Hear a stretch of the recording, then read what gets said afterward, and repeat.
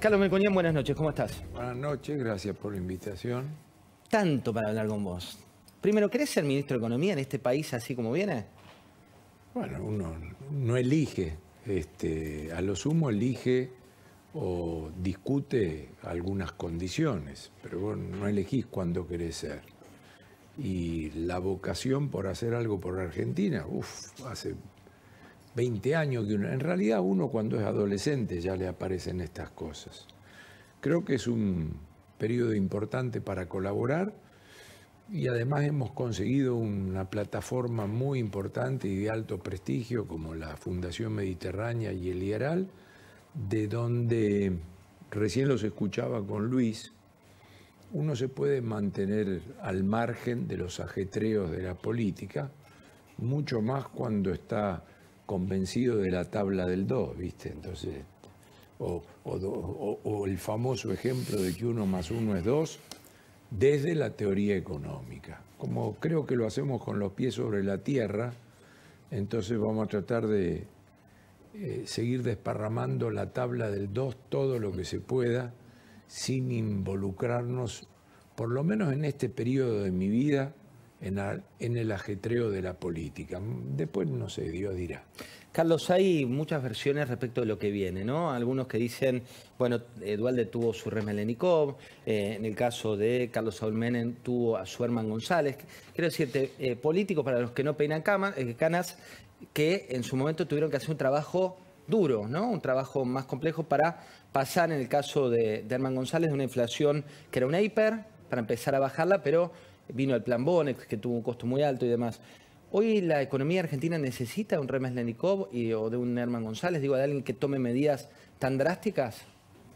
No, hoy suponemos y estamos trabajando con ese criterio que la economía argentina, la Argentina como país necesita un plan, necesita un programa. Y un programa, de nuevo, que sea consistente en lo profesional, que sea integral. La otra vez teníamos una discusión con Luis y con Pablo por la palabra integralidad, es decir, que tenga un cambio de régimen, que sea completo. No existe un plan de estabilización sin reforma estructural y sin cambio organizacional, que sea puesto ahí arriba de la mesa y que sea implementable.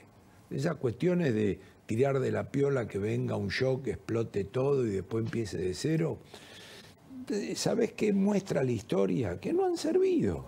Porque siempre se termina volviendo a pensar. Servido, después los cambios son revertidos, duran por algunos meses, no han servido. O sea, vos pensás que la Argentina tiene 80 años y en donde de puesta en marcha tiene más que 80 años, 80 años de prueba y error, donde una sola vez se dice una década, pero empezó a trastabillar antes el tema, tuvo un plan de estabilización que le dio algún resultado y que a la década siguiente fue revertido. Los países no se miden por 5 años, por 6 años. La verdad que los países se miden por 20 años, por 30 años, por 40 años.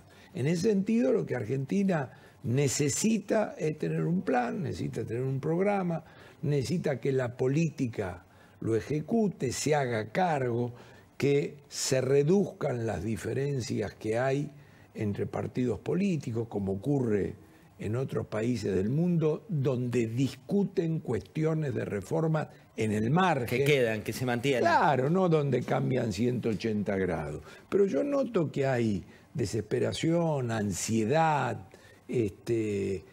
quemar etapas. O sea, Argentina es un país que se pone a pensar en la quinta etapa sin haber transitado la primera. Y eso no puede ocurrir. Te digo algo que particularmente me preocupa y que vos podrás analizar desde tu perspectiva bien como economista. Digo, históricamente hubo que contar, ¿no?, lo que pasaba en materia económica cuando vos tenías tarifas que estaban muy por debajo de su costo, algo que está ocurriendo hoy y lo estamos viviendo. Cuando tenés un déficit, que es que el Estado gaste más que lo que ingresa, o cuando tenés un déficit comercial, es decir, que ingresan menos dólares de los que salen. Pero eso se hacía en un país que no tenía un 40% de pobreza. Hoy estamos un escalón más abajo, las medidas son más complejas. ¿Cómo seducís a un electorado con una verdad que es realmente muy crítica? Debiera contestarte tarde o temprano con resultados, pero por lo menos para un país que ha caído tan bajo como la Argentina, desde el primer día con tendencia, con horizonte, con confianza. O sea, gran parte de los primeros trazos de todo esto va a transitar por ahí. De la confianza podemos discutirla fuera de la economía, ¿qué es la confianza? O sea, la tendencia podemos discutirlo fuera de la economía. La idea del esfuerzo con un horizonte podemos discutirlo fuera de la economía. Yo diría, no busquemos cosas raras, va a ser eso. Después de un tiempo, evidentemente, son los resultados lo que transforman el evento en un círculo virtuoso o vicioso. Si vuelvo a la década de la convertibilidad, que la estamos repasando muchísimo, no porque vaya a ser estrictamente lo mismo lo que uno tiene en la cabeza, sino para dejar de lado estas cuestiones de shock, gradualismo, secuencias y demás. Está claro cuando mirás la cronología que se trata de un proceso acumulativo y donde no termina nunca. Hoy a la distancia, hoy tiene uno la idea de que Menem llegó y el primer día hizo un shock y la pegó. No es cierto. Roy y Rapanelli se borraron para... Pero disculpame, asumió el 8 de julio y la convertibilidad fue puesto en marcha el 21 de marzo o abril del año 1991. Entonces, si Menem viviera y se sentara acá, diría que él empezó a implementar las reformas desde el primer día. Y es cierto que muchas cosas ocurrieron durante 1990, pero 1990 tuvo 1000% de inflación. Es verdad que se olvida uno. Por ¿no? eso, entonces, la propia convertibilidad tuvo reformas en el 92, en el 93, en el 94 y fue lanzada en el 91. Y si vos leyeras, diría Juan Carlos de Pablo, una bitácora de todas esas decisiones, vos te vas dando cuenta que pasan tantas cosas como ocurren ahora, con tendencia positiva, con tendencia de horizonte, con tendencia acumulativa, en el sentido de que no vas por parches, de que hay una política deliberada, donde la política lo ha hecho suyo, donde vos decís, miren que el que apuesta en contra de esto se equivoca de verdad, y donde la palabra empieza a tener valor. Yo miré recién en el pase tuyo con Luis, ahí... Al presidente, al ministro de Economía. Viste, vos fíjate lo siguiente, vas a ver en cualquier tema y en cualquier parte del mundo el valor de lo comunicacional. Entonces vos no podés rifar lo comunicacional tan fácil. O sea, la Argentina se convirtió justo en un ejemplo de lo contrario, donde se puede decir tal cosa, total pasa, todo pasa. ¿Sí? Entonces vos decís una cosa que mañana sale otra y lo tapa. Bueno, eso tiene que ir par y paso. Eso es parte del programa. El programa no es solo un conjunto de medidas a la carga barraca donde vos te lanzás y no pasa nada. Y vos decís cualquier cosa que mañana viene Gran Hermano y lo tapa. Eso no va más así. O sea, hay que volver a recuperar el valor de la comunicación, el valor de la palabra, el valor del compromiso. Eso es parte de un programa. Siempre el resultado. Si con todo este chamullo después la pelota no entra, estás condenado. ¿Y hoy el peso argentino qué es? Digo, dicen va a venir un peso de mayor denominación. ¿Qué nos dice el peso? No, el peso argentino o el peso o la moneda en cualquier país no es ni más ni menos que la consecuencia de la política económica. No es que vos decidís tener una moneda estable y entonces luego las variables se acomodan a la decisión voluntarista. Vos podés comunicar que vas a tener una moneda estable como subproducto, y te lo van a ir midiendo, de una política económica que trabaje en virtud de alcanzar una moneda estable. Hablando de moneda estable, traemos siempre aquí en Comunidad de Negocios a Tato Bores. Porque, en definitiva, cuando vos decís, bueno, ¿quién sabe? ¿Quién sabe de lo que pasó? ¿Quién sabe lo que ocurrió? Tato Bores fue tal vez el mejor reflejo de una época que lamentablemente es la época de blanco y negro que se vuelve color. Y habló del dólar una y otra vez. Vos sabés que tiene miles de monólogos y esto decía, mira. Cuando digo, por otra parte, que estamos viviendo un gran momento de expansión monetaria, sé lo que estoy diciendo. Fíjense que nosotros, en lugar de pagar el dólar 30, 40, 50, 70, 80 o 90 mangos, lo estamos pagando a 135. Y si nos mojan la oreja, lo vamos a pagar a 200 porque somos tipos ricos. Y todos compramos y todos juntamos, y el día que tengamos muchos dólares podremos pegar un golpe fantástico. Yo les voy a explicar. Resulta que el dólar es la moneda norteamericana. El día que tengamos todos los dólares del mundo, iremos a Estados Unidos con la guita de ellos y nos van a tener que entregar el país. Yo no me explico cómo los yanquis, que son tan vivos, no se dan cuenta del peligro que están corriendo con nosotros. Yo pienso que todos de golpe nos hemos vuelto financistas por una razón muy especial, justamente por esa. Fíjese que antes, cuando un tipo tenía unos ahorritos, ponía un tallercito, abría una fabriquita, compraba un campito para criar gallinas o plantar tomates, esas cosas que hace la gente en los países pobres. En cambio, acá es distinto. Usted fíjese, usted va por la calle San Martín, donde está la casa de cambio, está todo el país parado frente a las pizarras. Hay obreros, albañiles, peones, sastres, músicos, artistas, de todo. Hay tipos que antes trabajaban como locos, ahora de repente se han vuelto economistas y cada uno está parado ahí con un paquetito de dinero. Y en cuanto se mueve la cotización de una pizarra, entran todos en patota. Y uno dice, ¿qué pasa? ¿Ya tenemos corte? Entran todos en patota. Y uno dice, deme $3. Y el otro dice, deme $4. Y el otro dice, deme $8. Y salen corriendo y van a otra casa de cambio. Y antes de que muevan la pizarra, se meten y los venden.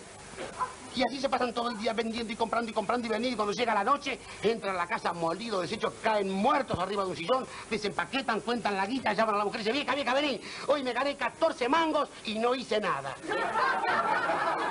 Esto es blanco y negro, es de otra época. Y vos decís, ¿por qué no? Todavía Tato Bores, gran cómico, gran reflejo de la historia, sigue reflejando el 2023.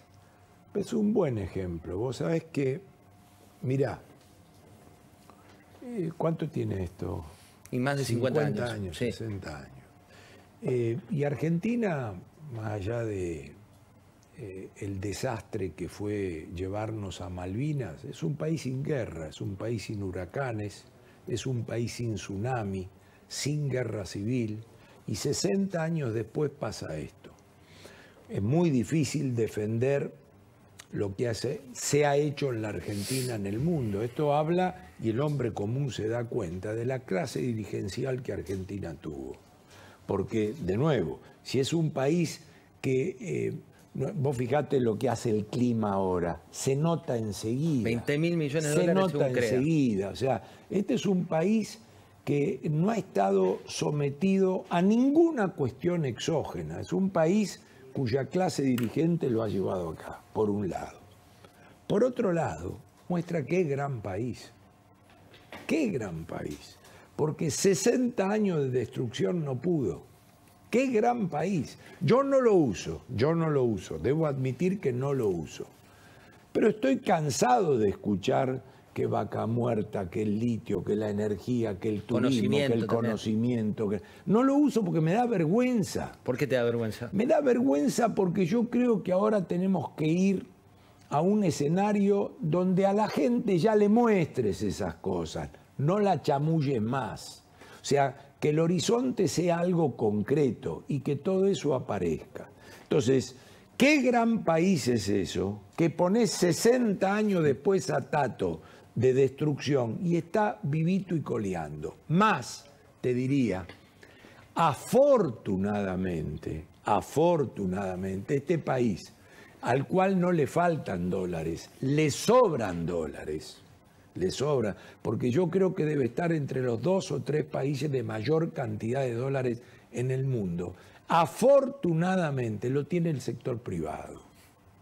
Quiere decir que hay que dotarlo de confianza, de horizonte, de crédito, que no va a venir rápido.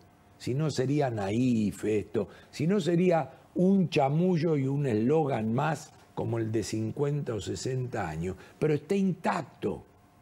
porque el sector privado lo tiene ahí. En cambio, si los dólares se lo hubiera quedado el sector público, que intentó, varias porque veces tuvo confiscaciones, plan Bonex y demás, y sigue llenando al sector público de atrocidades y de malos funcionarios, de directores. Hay veces me preguntan qué hicimos en el Banco Nación. Pusimos un directorio profesional y que trabaja, nada más y ni nada menos. Y el otro día veía circular un Twitter de parte del directorio con personas incompetentes para estar en ese lugar. Entonces yo no ataco a nadie, simplemente estoy queriendo reducir, simplificar este tema de el gran quilombo que tenemos por delante. Te tomo ese punto, sí, Carlos. es un gran quilombo que tenemos por delante, pero son 60 años de mala política y no la pueden voltear a la Argentina. Y los dólares lo tiene el sector privado, clave. Bueno, te hago una pregunta a partir de esto. ¿Cuántos años analizando vos la vida económica y política argentina? ¿Cuántos años de carrera ya? Y me recibí en el 82, trabajé de entrada en el Banco Central, ya ahí fui conociendo a mi amigo y hermano de la vida, Rodolfo. Después tuvimos 2 años de paso en una consultoría privada y en el 91 pusimos nuestra propia consultora. Análisis. Bueno, una vida, pero digo, como mucho claro. tiempo que has analizado la vida y fuiste parte también de esta vida política y económica, hubo distintos estadios. Sí. Y este estadio, como temperatura, que por ahí te trae algún otro recuerdo, marca el estadio de la gente triste. Y no es una cuestión, es sociológico, desazón, cansancio, falta de esperanza. Digo, en otra época, cuando ganó Cambiemos, fue la idea del cambio. Venía algo nuevo, iba a terminar lo que terminó. ¿Y ahora qué haces con esto? Pero la resiliencia de la sociedad argentina es clave. Yo hay veces que digo esto y digo después, no sé si debiera decirlo porque hay un nuevo desafío por delante. Pero de nuevo, 60 años, 60 años, y acá estamos. Segundo, en el 2009, en el 2013, y yo estoy tratando de sumar, no estoy en contra de nadie, creo que está clara la tarea que estoy haciendo, pero el 2009, el 2013, el 2015, hasta hubo factores institucionales, y lo que en la Argentina ha funcionado impecablemente bien desde la vuelta, y nadie sabe quién es el nombre del comandante en jefe, no del comandante, del jefe del ejército, es la democracia. Y cuando el fuego sagrado de la gente tuvo que votar, no quiero cambio institucional, no quiero ser Venezuela, quiero un cambio, lo hizo. Y en el 2017 avaló, y en el 2019 volvió a cambiar. Y en el 2021 le sacó el cheque supuestamente en blanco de nuevo. Entonces yo confío en eso. Entonces vos me decís, pero vos no notás que la tristeza y que los chicos... Y sí, pero justamente tiene reversión. Porque el tema, y para mí lo que te voy a decir ahora es muy importante, el tema es saber si los problemas tienen o no solución. ¿Y tienen solución? Tienen. Porque si vos me dijeses, che, ¿sabés qué pasa? Que estás queriendo encontrar una solución donde no la hay. Ahí entonces mostraría falta de capacidad o de racionalidad en darse cuenta que un tema no tiene solución. Pero nosotros miramos los temas y tienen solución. Y déjame que te pase el mensaje. Tienen solución de carácter no dogmático. ¿Qué significa? Significa que, por ejemplo, descubrimos tantos años después que, por ejemplo, hay regímenes cambiarios para la Argentina que son un punto de llegada, no de partida. Y se descubren 7 años después, 10 años después. De la misma manera que cómo podemos tardar en interpretar que sin cepo, o mejor dicho, con cepo, esta economía no tiene salida. Ahora, simultáneamente, eliminar el cepo es el símbolo o el sinónimo de absoluta libertad cambiaria con tipo de cambio flotante? No necesariamente.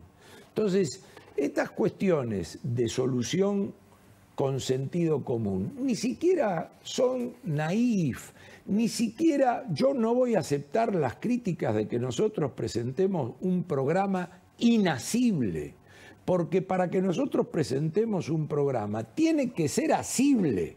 Lo que luego se tiene que hacer cargo es quien tiene los votos de llevarlo adelante, pero de ninguna manera va a ser un programa que digan, no, este programa no lo queremos porque este programa no se puede hacer. Por eso hay veces que he discutido la dolarización y por eso hay veces que he discutido la permanencia del Banco Central. Sí, las cuestiones de fondo Pero porque nosotros estamos trabajando con ideas rupturistas, pero que se puedan llevar adelante, que la cuestión no sea una negligencia de carácter político o una excusa de no implementación. Y por eso también está prohibido aquí el dogmatismo. Una cosa es la convicción de las ideas y otra cosa es el dogmatismo de las ideas. Ese es el nivel de flexibilidad que creemos con límites que tiene las soluciones hacia adelante.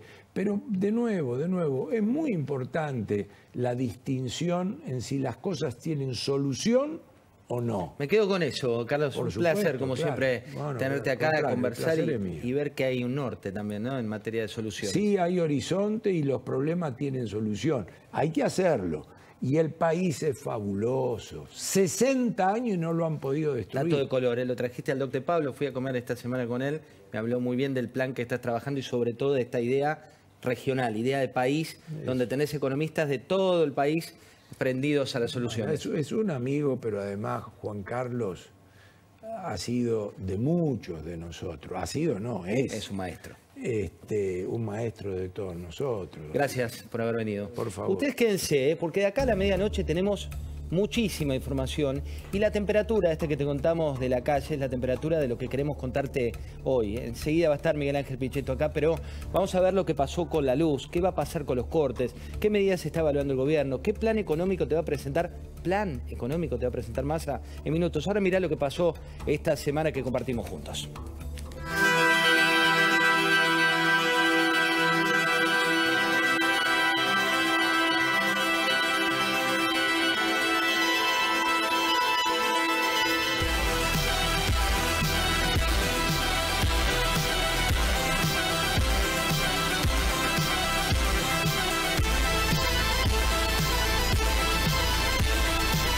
Hay que impedir que sigan tomando la 9 de julio. Presentar hoy mismo o en las próximas horas una denuncia penal contra el gerente general de la empresa Edesur. Yo les prometo que el día viernes va a empezar otra vez la guerra contra la inflación en la Argentina. El desafío de devolverle autoridad al país. Hoy tenemos el peor presidente de la historia.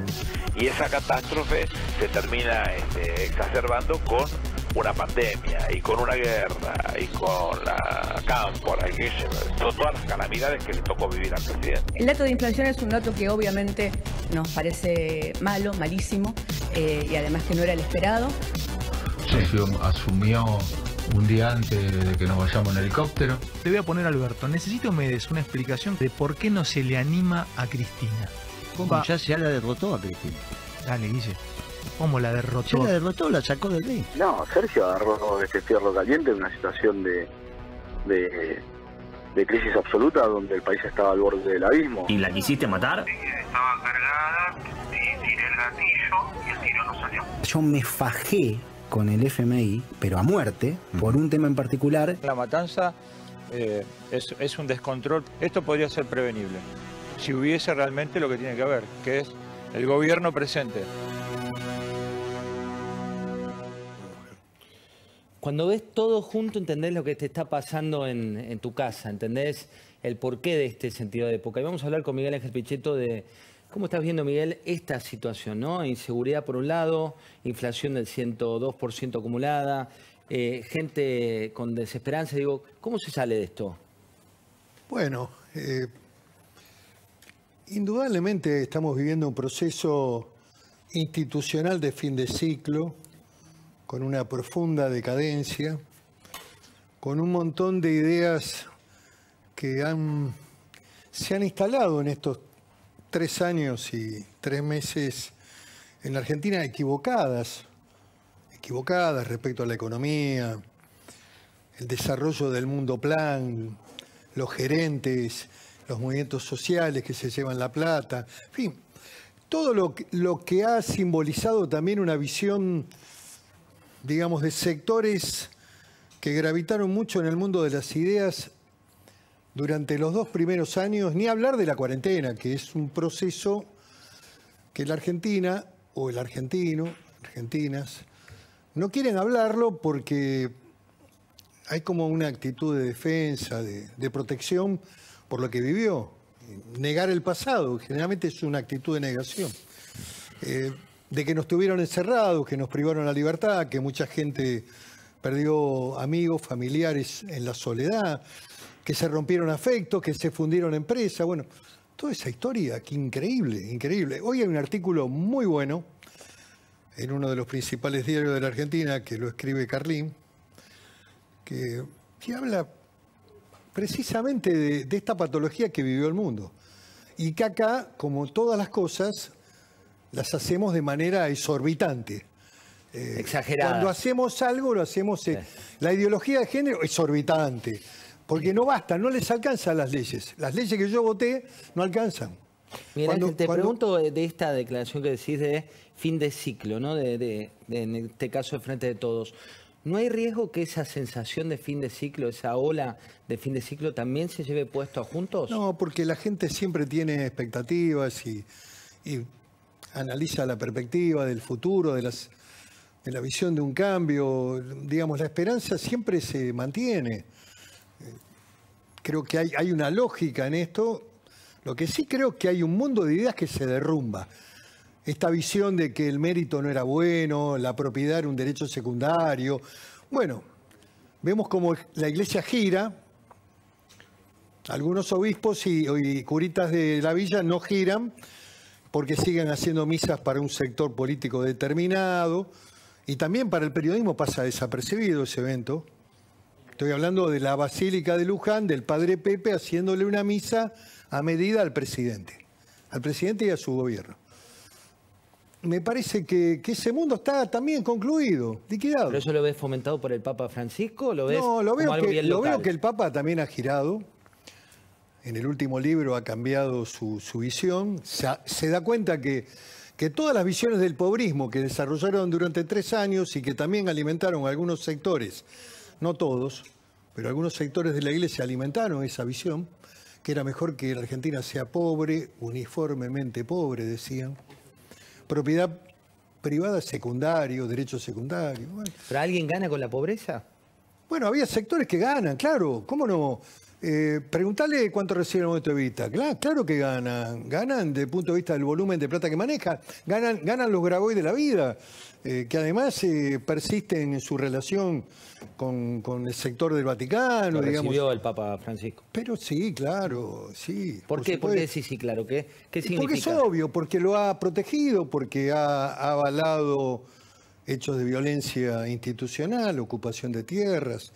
El primer acto en este gobierno fue la ocupación del campo de Luis Echeverre, que fue ministro de Agricultura de... ¿Y por qué crees que se avala eso? Porque están equivocados, simplemente equivocados. ¿Cuestión ideológica? Dramáticamente equivocados. Porque la persistencia de esas personalidades en el mundo de la política es nefasto para el país. Es nefasto para el país. Políticas de relaciones exteriores como la que tiene la Argentina. Hasta Roma rompió con Nicaragua. Hubo ruptura de relaciones por parte de Ortega, pero bueno, la Argentina ni siquiera ha producido ese hecho. Sigue avalando esta dictadura infame y el despido vil del embajador argentino en Ecuador marca un punto terminal de la política exterior de la Argentina. El desprecio casi de te echen un embajador porque protegió a una persona que estaba imputada de delitos y que tenía que presentarse ante la justicia ecuatoriana y que la sacaron de noche con los servicios de inteligencia cubanos o venezolanos. ¿Quiénes son los socios de la Argentina hoy a nivel mundial? Hemos perdido una relación con Brasil, fundamentalmente porque perdimos 3 años, puede ser que ahora se retome con Lula, pero Argentina ha quedado también desconfigurada en el marco de la relación con Brasil. En términos económicos hay una profunda asimetría. Tenemos dificultades con el Uruguay, que plantea un Mercosur más abierto, y yo coincido, un esquema de ir al encuentro de otras economías. ¿La Calle es el mejor presidente de la América Latina hoy? Expresa una visión moderna. Las ideas en Argentina atrasan. El problema es de que son ideas muertas, ideas que en el mundo prácticamente ningún país las alienta, porque son ideas de intervencionismo, de presión máximo, ideas que cepos, controles. Todo lo que puede ser una potencia para la Argentina no se hace. Por ejemplo, no hacemos minería, que nos podría generar divisas vía exportaciones. Nos cuesta mucho la infraestructura para el petróleo y el gas. Yo creo en esa potencialidad que la Argentina tiene. Miguel, octubre está a la vuelta de la esquina, ¿no? Vos conocés mucho al peronismo, de hecho surgiste del peronismo. ¿Qué le pasa al peronismo o al kirchnerismo? Después me dirás si es lo mismo, con un octubre donde todas las encuestas le dan en contra y donde el poder se le puede empezar a esfumar. La relatividad de las encuestas argentinas, mucho más las que miden imagen, ¿no? Pero vos lo dijiste, fin de ciclo dijiste. No, fin de ciclo porque es muy difícil que un gobierno con una inflación de los últimos 2 años que va a andar rozando el 200%, 7%, 6% mensual, me parece, este año se estima un 100%. Desde 1983, un dato, solo un año, solo una elección que fue de Carlos Menem en un contexto que había miedo de perder la convertibilidad, siempre que cayó la economía, perdió el oficialismo. Sí, fue en el 97. Exactamente. La derrota de Menem. Que hoy tiene una revalorización. Me encantó escucharlo a Melconian, me parece interesante esa etapa, esa mirada de lo que significó el último intento de incorporar a la Argentina al mundo moderno y al capitalismo, digamos. Ahí hay una voluntad, y ahí hay una voluntad política. Yo en esto tengo una mirada, digamos, distinta. No es que no comprenda o no entienda la importancia de la economía y de los economistas. Pero fundamentalmente el liderazgo político es el que produce los cambios. La autoridad política del presidente, el liderazgo, la autoridad, el liderazgo y la autoridad tienen que estar juntas, no pueden estar dislocadas, uno en la Rosada y otro afuera. Pero espera, te pongo un punto porque te hice una pregunta que quedó, como te repregunté otra cosa, que fue la de acá a octubre, peronismo en salida, más allá de las encuestas en las cuales no crees. ¿Qué se puede esperar? Bueno, un conjunto de acciones tendientes a defender el poder. Te pongo una, por ejemplo, moratoria previsional. Puede venir. Ya la hicieron. Ya la acaban de hacer, José. Van a darle jubilaciones a 800.000 personas fundamentalmente. A ver, esto tampoco lo analizan los analistas. ¿En dónde? ¿En dónde, José? En la provincia de Buenos Aires, con Urbano Bonaerense. Ahí donde está el corazón de la elección, ahí donde está la masa poblacional más grande de la Argentina, ahí es donde, después de la reforma del 94, se definen las elecciones presidenciales. Esto ya ocurrió con el acompañamiento del peronismo cordobés, de Schiaretti, también de sectores de La Baña, que dieron quórum y votaron. Por lo tanto, es muy interesante reflexionar sobre estos temas, porque van a volver a aparecer fenómenos de la tercera vía, de la avenida del medio, de que son la expresión del cambio, de que la grieta... Para ponerle nombre y apellido, Javier Milei. No, ¿sí? Javier Milei es un espacio... ¿Qué representa Javier Milei? No, él expresa un espacio libertario, indudablemente trabaja y cabalga sobre la antipolítica, ha construido indudablemente una imagen disruptiva. ¿Cuánto riesgo le ves que se acerque a un balotaje? No, yo no lo veo eso, pero bueno, lo veo compitiendo y no me parece mal que compita. Lo que te digo y lo que estoy viendo y analizando es la aparición de otro tipo de fenómenos viejos, ya repetidos. Blanco y negro. No, repetidos en el sentido de que ya hubo intentos de... si vos analizás la elección del año 2019, con una primaria que perdemos por 25 puntos, subestimada por el gobierno. Muy subestimada. Muy subestimada, la dejaron de lado, creían que la gente iba a ir a votar alegremente. Subestimada, por no decir otras cosas. De fiscales, de presentes. Dejémoslo ahí, bueno, porque es un tema que todavía me perturba. El pasado, cuando uno recuerda todos los detalles, es perturbador. Hay que tratar de, en la Argentina, olvidar. Pero es difícil a veces. Pero ojo, hay una frase del poeta Cuadras: el pasado no es lo que ya pasó, sino lo que viene desde atrás. Es probable que lo que va a venir, nosotros, sí, bueno. Lo que te quiero decir, subestimada la primaria, pero después hicimos un gran esfuerzo. Macri lo hizo también, salió a la calle. Perdimos por 8 puntos, no hubo bolotá por 7 puntos. Por el medio, La Baña nos sacó 7,5, 1,5 Centurión, 1,5 Esper. ¿Va a haber un nuevo La Baña? Tenés ahí 10 puntos. Bueno, hay un fenómeno que aparece, que creo que tiene que ver más con la provincia de Córdoba, donde hoy perdieron una elección contundentemente en el municipio de La Falda. Ganó Juntos por el Cambio. ¿Viste la foto? ¿Querés que te la muestre? La vi, estaba Larreta. ¿Qué dice esa foto de Larreta, Morales? Primero que el intendente es del PRO, así que esté Larreta y Morales no me parece mal. Han tenido el esfuerzo de viajar. Sí, y era evidente que era posible un triunfo electoral. Ratifica que cuando se gobierna medianamente bien, la gente te acompaña nuevamente con el voto, así que creo que se dio ese resultado. Pero también hay un proceso de agotamiento del peronismo de Córdoba, 20 años, los últimos 20 gobernando, 30 años. ¿Pero quiere ser presidente, gobernador? Bueno, lo que digo y lo que analizo son los hechos. Yo me quiero mover con los hechos. ¿Cómo se está moviendo hoy esa representación en el plano parlamentario? ¿Cómo se movió en la última votación, que era simple y clara? La votación en términos de ser funcional al interés del oficialismo y fundamentalmente al oficialismo de la provincia de Buenos Aires. ¿Vos le crees? Entonces, vos tenés que preguntarte sobre los hechos que ocurren, cómo ocurren y por qué ocurren y para qué. ¿Para qué? ¿Y para qué ocurren? Y para que vuelva a ganar el oficialismo en la provincia de Buenos Aires. José, es tan obvio. La pelea, espera, vamos a ese punto que es hoy neurálgico. Pelea. Primero te voy a preguntar si crees o no. Pelea Máximo Axel.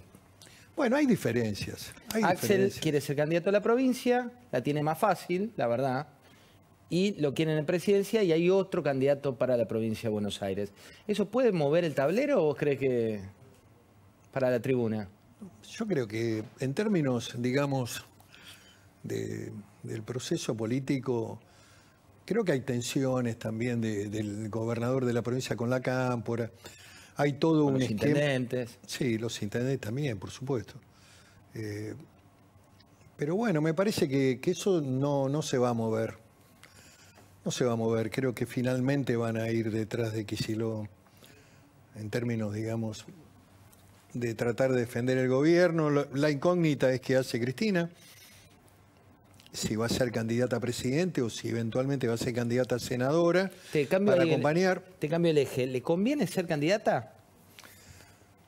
Yo creo que cometió un error al decir que se salía. Que Manieto la metiera presa. ¿Pero comete errores? Sí, porque a veces te atrapa la emoción y eso fue lo que pasó.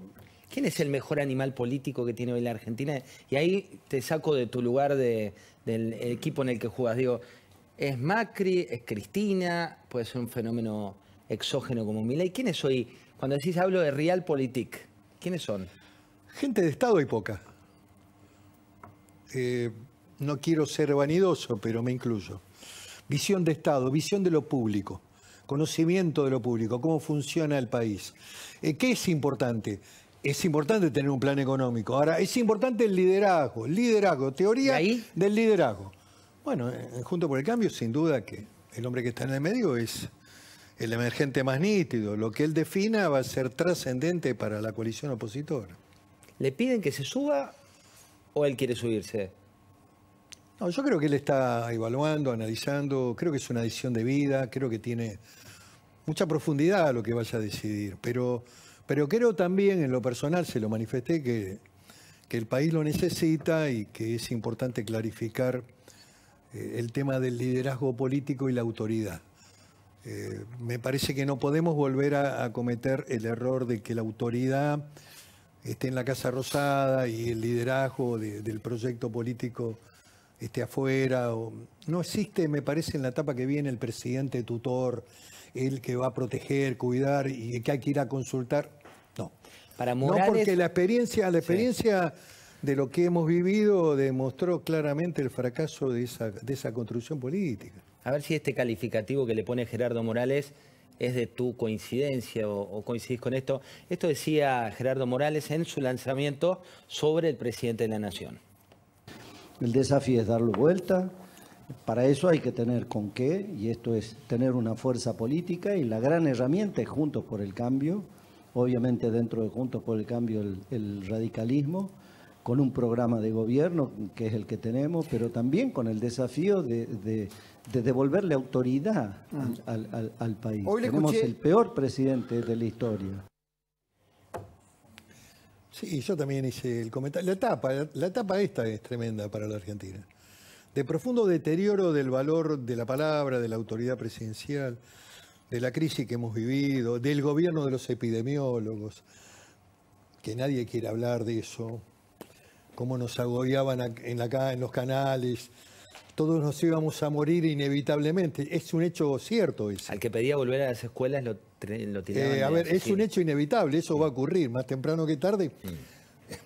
Es difícil extrapolar este contexto, ¿no? Pero tremendo disparate. Mirá, otra foto de familia, te mostré recién la de arriba del triunfo, todos sonriendo, Larreta, Morales, todo. Sí. Eso pasó en Córdoba, pero también Patricia Bullrich sacó una nueva foto de familia con Ricardo López Murphy. Esto ocurrió, dicen los que saben, en un almuerzo bastante bien regado, que estaba ahí Lacha como uno de los principales comensales. Lacha lo tenés, economista. Acá la tenés, la foto de esta alianza.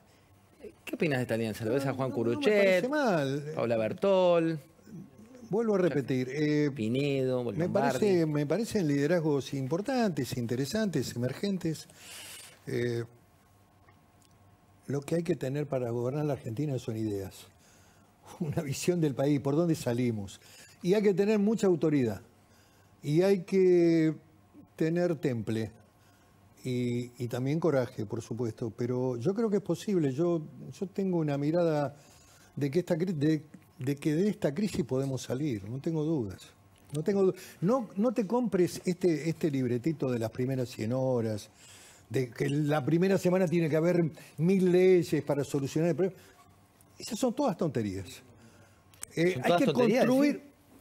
que construir una visión del país del futuro que tenga expectativas de cambio, de construcción capitalista, de que vamos a poder salir. Y por supuesto que hay que tener un equipo económico sólido que entienda cuáles son los cambios, pero hay que construir la épica del mensaje para que la sociedad argentina tenga esperanza, pueda recuperar una visión de futuro.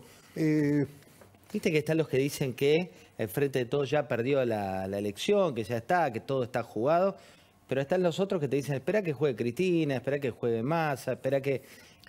Yo creo que hay un proceso económico muy complejo que está viviendo el gobierno. Me parece que los próximos 60 días van a ser muy fuertes. Indudablemente que el gobierno no quiere devaluar, no tiene interés en devaluar, porque eso provocaría un impacto mucho mayor en los sectores asalariados, jubilados, trabajadores de todo tipo. Pero también el mercado a veces se juega solo, Y se independiza, ¿no? Se va. Claro.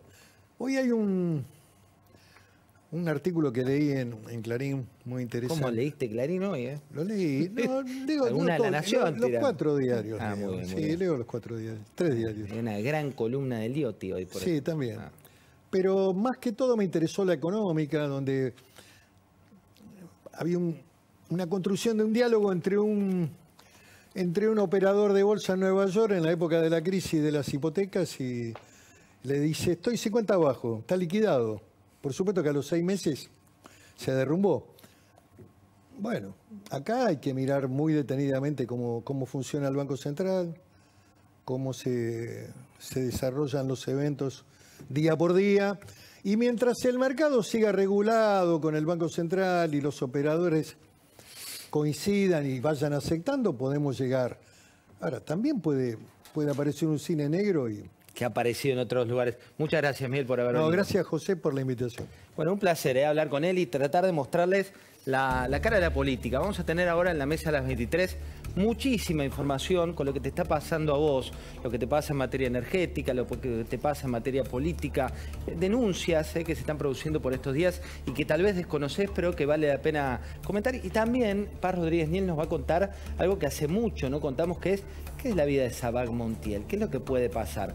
Pero antes quiero contarte que los argentinos ya decidieron a quién votar. Ya saben a quién votar. Hay grandes riesgos de la Argentina que viene y algunos de esos riesgos tienen que ver con que ya no hay tiempo. Los políticos hoy dudan, pero el electorado, vos, ya definiste lo que querés de cara a las elecciones. Y les decís una y otra vez que es fundamental que los principales partidos políticos en la Argentina estén a la altura. Si no, se quedan fuera de juego. Hay encuestas de un lado, de otro, presenciales, no presenciales. Todo el tiempo hay una timba de encuestas que te muestran que no hay techo para los niveles de rechazo de los políticos tradicionales, de algunos de ellos, y que los grandes líderes aparecen como vacíos de contenido en un país que está deseoso de soluciones que son urgentes. Eso puede generar una trampa concreta, y es que a falta de respuestas de fondo, se busquen ideas mágicas. Como si fuéramos allá en la época de la colonia y nos querían vender espejitos de colores. No podemos seguir comprando más espejitos de colores. Los argentinos nos han vendido durante mucho tiempo espejitos de colores. No más. Ella parece olvidarse que fue gobierno. En paralelo, todas las mediciones de temperatura de época hablan de esto que comentábamos, de sazón, tristeza, desesperanza de los argentinos. Una encuestadora clave del oficialismo, sí, del Frente de Todos, otra de la oposición de Juntos, coincidió esta semana en un dato que te puede enojar o no, pero es que Milei está más cerca de los 20 puntos que de los 15 que supo tener a nivel nacional. Y que en gran parte de los distritos está ganando entre los jóvenes de todas las edades. Mirá.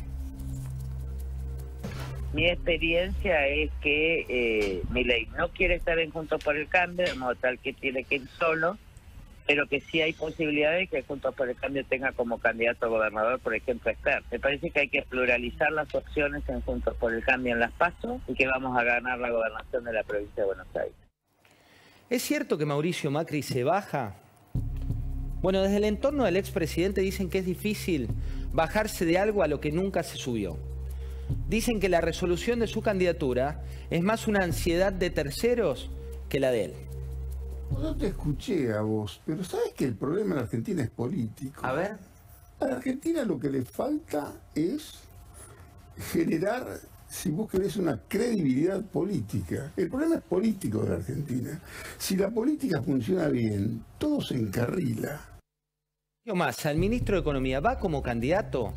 En principio dice él que está fuera de juego por el propio peso de su pragmatismo.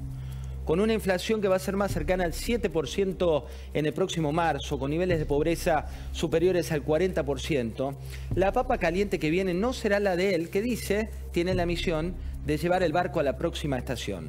Un dato, tiene propuestas para irse a vivir al exterior, e inclusive dentro del sector privado. Sin embargo, hay una decisión que ya tomó, y es que va a aplicar política. Primero quiere garantizar las acciones de su Frente Renovador en la próxima elección y la de sus representantes.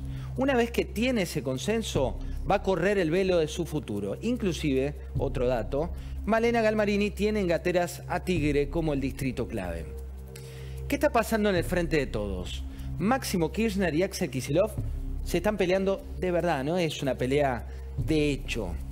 Lo mismo está puesta en escena entre provincia y nación respecto de lo que ocurre en seguridad, donde Alberto Fernández aparece como un actor de reparto y Aníbal como el titular. El gobernador quiere su reelección, recorre la provincia hoy con mucha acción, no tiene el Clio, pero la recorre casi igual. Máximo Kirchner, presidente del PJ, tenía un favorito como también lo tenían varios intendentes de Buenos Aires. Ese favorito no era Axel, sino Martín Insaurralde. Y varios lo quieren en la batalla presidencial a Axel, a donde él jugaría perdedor. Creo que podemos construir ese lugar que le permita a quien diseñó la estrategia en el 2019 vuelva a diseñarla. Parece mentira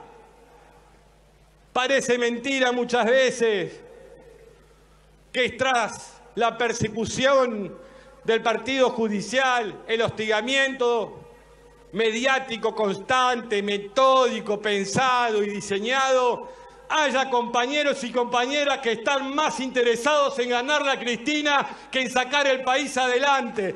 Esas son las diferencias claras que hay. Una compañera que en 2019 diseñó la victoria del peronismo para que la gente vuelva a la Casa Rosada, y algunos que todavía dudan de lo que tienen que hacer para realmente ponerse a disposición del conjunto y abandonar las aventuras personales.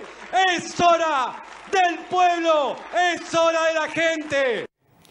Está roto lo que dicen versus lo que pasa. No hay un puente entre lo que te ocurre a vos, donde nadie habló en estos actos del corte de luz, donde nadie te dijo cómo te iba a solucionar, que estuvieras 10 días sin ningún tipo de intervención de alguien que te solucione el problema. ¿Cuál es el futuro inmediato? Nubarrones, superinflación, deuda inmanejable, expectativas en baja, bancos internacionales en crisis, dólares del campo que no van a llegar. Van a venir medidas urgentes esta semana por parte del ministro Massa con un objetivo que es correr el arco. Van a tratar de cerrar nuevos acuerdos con organismos multilaterales, van a patear parte de los vencimientos, van a generar ciertas medidas de incentivos a exportadores para tener alguna inyección de dólares donde dólares no hay. Y mira lo que dicen. En una Argentina que hace 4 años que está cruzada por desgracia tras desgracia, en algún caso local, en algún caso internacional. Nos pusieron el cepo, después vino la pandemia, la guerra, la sequía, la gripe aviar, hoy caída de bancos internacionales. ¿Por qué no hay que subestimar a Javier Milei? Vos sabés que cada vez que lo nombro, muchos me escriben, otros me dicen, jugás para tal o para cual. La verdad es que no juego para nadie. Lo único que me interesa plantear es las cosas que están sucediendo y tratar de analizarlas. No tenemos que enojarnos con la realidad, sino desmenuzarla. ¿Por qué? Porque Milei, aunque no lo sepas, comparte con Donald Trump y Bolsonaro rasgos de forma y de fondo. Es capaz de leer muy bien e interpretar lo que está pidiendo un sector de la sociedad que hoy está relegado, que está harto de la política, y ahí tiene uno de sus principales activos. Otro activo es que sus votantes no son ideológicos, no son de un segmento socioeconómico, pero el corazón de su base electoral pasa por los jóvenes.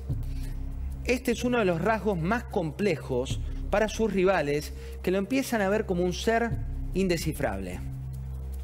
Tanto de un lado como del otro son lo mismo. Eso es lo que la gente no se da cuenta. La gente no se da cuenta que en un gobierno del Frente de Chorros, los radichetongos, la coalición cínica, las palomitas tibias del PRO. Le pusiste un nombre a la Cámpora también, ¿no? ¿Cómo? A la Cámpora también le pusiste un nombre. Sí, pero esa viene ahora cuando hubo el otro caso. Ah, es como un estándar. Claro, sí. No, claro. Entonces, digamos, aun cuando está el Frente de Chorros, todos estos que te mencioné, los radichetongos, digamos, la coalición cívica, las palomitas tibias y amargas del PRO, todas van a seguir teniendo laburo. Es más outsider, viene más de afuera que los expresidentes de Brasil y de Estados Unidos. Bolsonaro era parte de una clase política a la que decía querer cambiar, pero había sido diputado por más de 20 años. Trump, pese a no contar con experiencia política, tenía detrás toda una estructura del Partido Republicano, que es el más antiguo de los Estados Unidos. Ese rasgo de venir de afuera o de estar dispuesto a destruir la casta lo lleva, y esto hay que prestarle mucha, pero mucha atención y evitar las simplificaciones, a políticos menos conocidos. Un caso es el de Jimmy Morales, búsquenlo. Es un comediante que llegó a la presidencia de Guatemala, pero que en poco tiempo no logró el cambio prometido. O también al actual jefe del Estado de El Salvador, Nayib Bukele, que acá lo convertimos en noticia por el capítulo de seguridad o por lo que ocurre con los presos, pero tiene aristas muy, pero muy complejas. En definitiva, el despertador está sonando. Los precandidatos, como Horacio Rodríguez Larreta, van por fuera de la cancha con un sentir antigrieta que no aparece como el deseo del electorado. Patricia Bullrich se plantea como una opción Juntos un poco más moderada que Milei, pero con algunos puntos en común. Gerardo Morales lanzó su precandidatura diciendo que a Milei le dan un autito de calecita y lo choca. Pero por lo bajo hay preocupación en ambos espacios políticos con que en la medida que la crisis argentina se espiralice, la gente ya no va a querer saber si se presenta Pedro, Marcelo, tal o cual. El ausentismo va a crecer y el voto castigo, cualquiera sea la fuerza en cuestión, va a aparecer. ¿Por qué? Porque a río revuelto la ganancia vuelve a ser de los pescadores. Tengo confianza, por eso le digo a los políticos y a los funcionarios. No a todos los políticos ni a todos los funcionarios, porque hay que preservar las instituciones. A algunos políticos y a algunos funcionarios que están ahí viéndome, si siguen haciendo las cosas que están haciendo, yo voy a tratar de estar acá todo el tiempo posible para seguir jodiendo. Y para cuidarlos también. Y para preservarlos de la máquina de cortar boludos, porque si pusiéramos la máquina de cortar boludos dentro de la máquina del túnel del tiempo y se pusiera a cortar boludos históricos con retroactividad, otra hubiera sido la historieta hoy. Historieta que como país no creo que nos merezcamos. Esto lo dice mi libretito Santiago Varela. Yo no estoy tan seguro. Emilio Apud fue secretario de Energía. Emilio, buenas noches, ¿cómo estás? ¿Qué tal, José? ¿Cómo estás? Gracias por recibirnos en tu casa. Esta semana fue noticia y mucho la cantidad de gente que sufrió lo que pasa con los cortes de luz y de agua. ¿Por qué se producen? Se producen porque el subsidio que da el Estado no cubre las inversiones. Normalmente, si se procediera de acuerdo con lo que marca la ley, la tarifa tiene que cubrir todos los costos de operación y mantenimiento, más una inversión para mantener la calidad del servicio. El Estado da una parte de lo que es el costo ese que te mencioné con inversión y lo que paga el usuario. Pero el otro complemento, que es el que sería para inversión, no lo está dando. Entonces, limita a la concesionaria, tanto de Nor como de Sur, a cumplir con su parte contractual porque no tiene el dinero para hacerlo, así de sencillo, ¿no? Emilio, hay otra simplificación que tiene que ver con una frase muy coloquial que es se la llevaron toda, dicen se llevaron toda la plata en su momento, ganaron muchísimo dinero. ¿Eso es real? Bueno, basta con ver los balances y en el caso de Edesur, que conozco, no han repartido dividendos salvo en un año desde que tienen la concesión, ¿no? O sea que mucha plata no se pueden haber llevado. Además, desde hace un par de años tienen un veedor, ¿no? Un veedor que está ahí sentado al lado de los contadores de la administración de Edesur. Y, bueno, si estuvieran haciendo algo, haciendo malversación, como es lo que acusan, o fraude, bueno, habría que hablar con el veedor cómo se le escapa eso, ¿no? De una forma tan grosera, ¿no? Hay que aclararlo a un veedor por parte del Estado, que es quien ahora dice que incumplen o les pone una denuncia penal a los directivos. Pero yendo un poco a lo que le pasa a la gente, ¿cómo se soluciona esto? ¿Cuánto tiempo queda para poder tener una solución de fondo? Mira, aunque cambie el gobierno, el verano que viene va a ser peor que este, porque no hay una cierta inercia, ¿no? Acá hay un atraso en las inversiones. Vos pensás que en 3 años y medio a las distribuidoras se le ha permitido un ajuste de 32-33% cuando la inflación en ese mismo periodo fue de 324%. Entonces, eso se nota en que, hay cables que habría que cambiar, hay transformadores que ya no funcionan y bueno, y eso se fue postergando. Entonces, podría mejorar un poquito, pero yo no creo porque, primero, hay que volver a la ley. La ley dice se hace la revisión tarifaria integral, que es un acuerdo entre la concesionaria y el Estado a través del ente regulador. Si eso se hiciera, supongamos, enero, febrero, marzo del año que viene, bueno, ya estamos muy sobre la hora. De todos modos, yo creo que no es solamente problema de distribución, se ha sumado ahora el problema de generación. Ha habido cortes por orden expresa del despacho que dice de carga, que dice, bueno, muchachos, bajen porque no es suficiente la generación que tenemos. Ahora, el común de la gente, si lee los informes del gobierno, dicen, ¿cómo no va a alcanzar si hay 40.000 megavatios instalados y la potencia máxima es 29? Sí, una cosa es la potencia instalada y otra cosa es las máquinas que están funcionando. Y hay más de 12.000 megavatios fuera de servicio, entonces está muy en el límite. Entonces hay que ahí también hacer una inversión y eso lleva tiempo. Así que yo creo que va a ser muy difícil para el próximo gobierno decirle a la gente que va a tener que pagar la tarifa por lo que cuesta la energía, ¿no? Y que no vea los resultados. Va a haber que explicar que eso se va a lograr recién en 1 o 2 años, pero que se puede lograr, porque piensen en el gobierno de Macri con ese aumento salvaje como se lo catalogó a las tarifas, pasó de tener un subsidio del 80% a un subsidio del 20% nada más. El resto lo pagaba la tarifa. Y se empezó a cumplir los contratos y se le exigía a las empresas que invirtieran. Tan es así que en generación se invirtieron más de 10.000 megavatios, se instalaron, de los cuales más de la mitad eran renovables, y entonces se superó el cuello de botella de generación. No así el de distribución, que requería un poco más de tiempo, ¿sí? Pero lo que es bueno es ver las estadísticas, datos concretos, no palabras para la tribuna. Recuerden que había aproximadamente 40 horas por usuario año de corte en el 2015. Cuando se va el gobierno anterior, gracias a esas tarifas salvajes, se pasó a 1/3 de eso, a menos de 13, y ahora está creciendo otra vez. Entonces, si uno hace un razonamiento simple, bueno, estamos teniendo un servicio acorde con lo que estamos pagando, ¿no?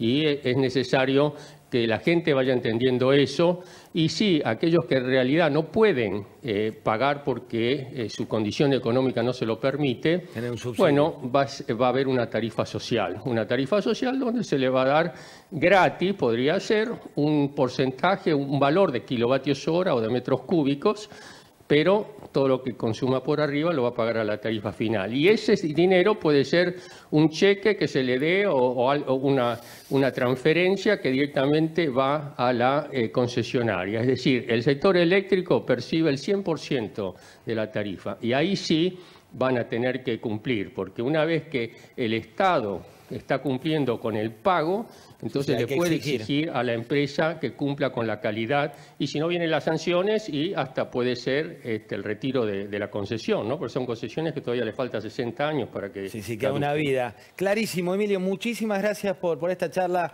como siempre con el dato exacto. Gracias. Un abrazo, José. Adiós. Bueno, y vamos a la mesa. Tenemos mucho para hablar de acá a la medianoche. Estimada Paz Rodríguez Niel, buenas noches. ¿Cómo anda tanto tiempo? Buenas noches, ¿qué tal? Muy bien. ¿Cuál es su informe de esta noche? Te voy a contar en qué anda Sabac Montiel. Pasaron cosas esta semana, hubo cartas que él hizo públicas, hubo una comunicación, pero también pasaron muchas cosas bajo la superficie, y hay un pedido muy importante del fiscal respecto al futuro de Sabac Montiel. Te voy a anticipar también lo que viene en materia económica, cuáles son las medidas que se están gestando, pero Hernán Reyes hicieron una denuncia. Tiranos el título de la denuncia y qué está pasando con los planes. Denunciamos al Movimiento Evita, particularmente a Pérsico, secretario de Economía Social, a Roy, presidente del INAES, y a otros funcionarios por estar de los dos lados del mostrador. Plata del Estado para financiar la política del Evita. Vale la pena recorrer lo que ocurrió. Fernando Blanco Muiño, buenas noches, ¿cómo estás? Hola José, gracias por invitarme, ¿cómo estás? ¿Tenemos información exacta de qué es lo que está pasando con los precios? Bueno, dentro de lo exacto que se puede decir algo en la Argentina. ¿Está complicado los datos? Están complicados los datos, sí. Gila Vilker, sin más preámbulos, buenas noches, bienvenida, ¿cómo estás? Gracias, José, un placer. Primera placa, lo que te está pasando a vos, el clima sociopolítico en la Argentina. Contanos, Gila, qué es lo que ocurre. Bueno, mira, tenés una escena donde los principales problemas que te ordenan, te el tablero, es inflación. Inflación creciendo fenomenalmente. Que de alguna manera yo creo que es uno de los principales elementos que impactan en la imagen y en la aprobación de gobierno. Vos sabés que hoy el gobierno tiene una aprobación en torno a los 28 o 30 puntos, oscila ahí pivotea 28, por ahí un poquito menos, un poquito más. Y de alguna manera eso significa que hay un segmento muy importante de electores del Frente de Todos que hoy están disconformes con la gestión del gobierno nacional. Esto Entonces, es, perdón, para entender el sí. universo de este estudio, de este relevamiento. Dice, evaluación de gestión del gobierno nacional, mala o muy mala, esto es universo total. Nacional, es un estudio de alcance nacional.